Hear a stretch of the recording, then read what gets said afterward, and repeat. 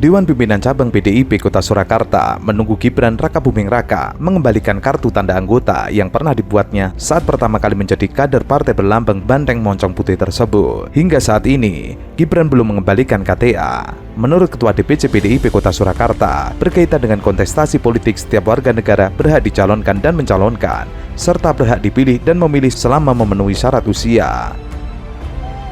Yang saya hormati Ketua Umum Gerindra, calon Presiden Pak Prabowo,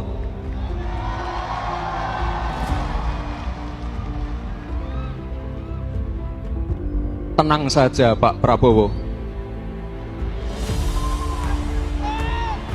tenang saja Pak, saya sudah ada di sini.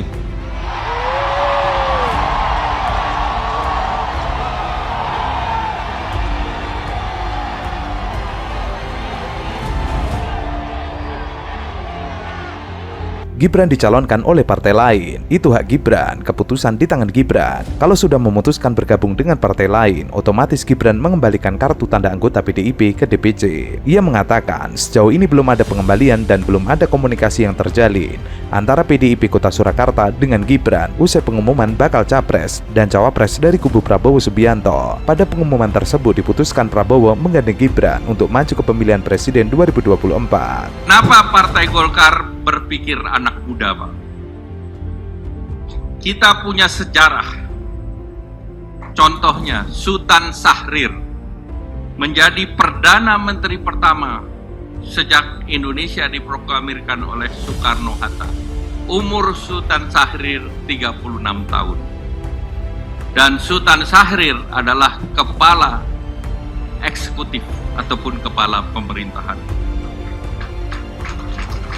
Jadi kalau Sultan Syahrir bisa, maka saya yakin under 40 tahun anak juga siap mendampingi Bapak Prabowo Subianto. Syahrir dianggap sukses bersama Soekarno-Hatta yang juga pada waktu itu muda juga, Pak.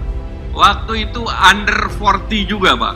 Tadi malam, Pak, kami rapat cukup lama, cukup hangat, tapi semuanya konsensus mengusulkan, saya tanya dulu, mengusulkan dan mendukung Mas Gibran Rakabuming Raka untuk kita pasangkan dengan Pak Prabowo sebagai bakal calon presiden Republik Indonesia.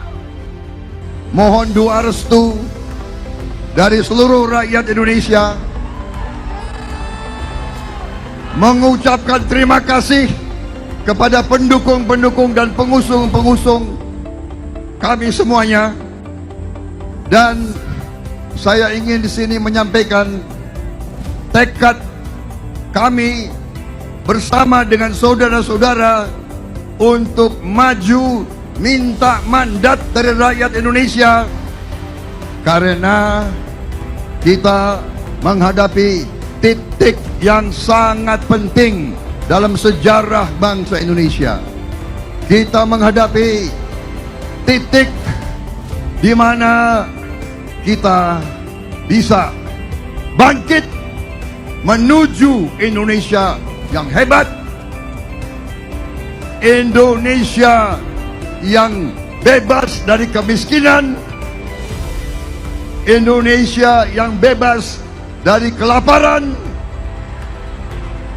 Indonesia yang bebas dari kurang gizi, Indonesia yang anak-anaknya akan tumbuh gembira, kuat, dan cerdas.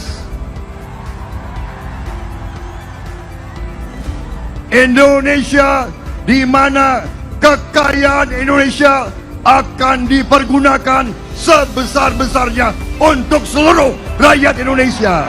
Gibran memang tidak ada komunikasi sama sekali. Mestinya kalau sudah menjadi anggota partai lain, otomatis sudah bukan anggota PDIP dan mestinya mengembalikan KTA. Begitu juga surat pengunduran diri belum masuk ke DPC PDIP Kota Surakarta. Meski demikian, hingga kini belum ada kepastian. Sementara itu, pengamat Rocky Gerung memberikan tanggapan terkait pidato Ketua Umum Partai Golkar Erlangga Hartarto yang menyamakan sosok Gibran Rakabuming Raka dengan tokoh nasional Sultan Syahrir. Ia menilai Ketua Umum Partai Golkar terlalu berlebihan menyamakan dua orang tersebut. Enggak. Waktu tinggal 111 hari. Saya tidak mau memikirkan apapun. Nggak mau mikirin Gibran, nggak mau mikirin yang lain-lain. Saya cuma berpikir untuk memenangkan Ganjar Pranowo dan Pak Mahfud MD. Saya tidak mau membuang waktu yang sangat pendek ini untuk mikirin yang di luar dari yang bisa menghasilkan suara. Itu aja. Nah bang, kalau untuk komunikasi terakhir sama Gibran kapan? Gue jarang komunikasi sama dia ya. Komunikasi gue paling banyak sama rakyat. Survei berikutnya udah naik. Survei berikutnya sudah naik. Bocoran bang berapa persen bang? Persentasenya belum, tapi kita ngeliat ada indikasi survei berikutnya sudah naik. Itu loh. Ada? Apa? Iya dong. Ganjar nih orang yang rekam medisnya baik, orang rekam jejaknya baik. Rakyat itu kan akan diberikan janji oleh banyak orang tuh. Kalau begini, nah bagaimana menguji janji itu akan ditepati atau tidak? Sebelum terrealisasi, periksa dulu rekam jejaknya. Dari rekam jejaknya kita akan mampu mengukur apakah janji-janji itu mampu direalisasikan atau tidak. Jadi gua akan menyerukan pada seluruh rakyat Indonesia, periksa rekam jejak setiap calon presiden kita, setiap calon wakil presiden kita, dan periksa juga rekam medisnya agar kita tahu secara fisik dia sanggup tidak kemudian menjaga Indonesia yang sangat luas ini. Turun ke bawah, temui rakyat, datangi rumah-rumah, rebut kemenangan. Termasuk teman-teman koalisi ya? Iya dong. Arahannya buat memasang banner terhadap setiap caleg? Ya, pasang setiap caleg partai yang bekerja sama, pasang wajah Pak Ganjar, pasang wajah Pak Mahfud, datangi rumah-rumah, temui masyarakat, dan jelaskan tentang Pak Ganjar dan Pak Mahfud. Mahfud gagal berapa? Kita akan bekerja maksimal untuk memenangkan mereka, bukan untuk urutan kedua, bukan untuk urutan ketiga, kita akan memenangkan mereka.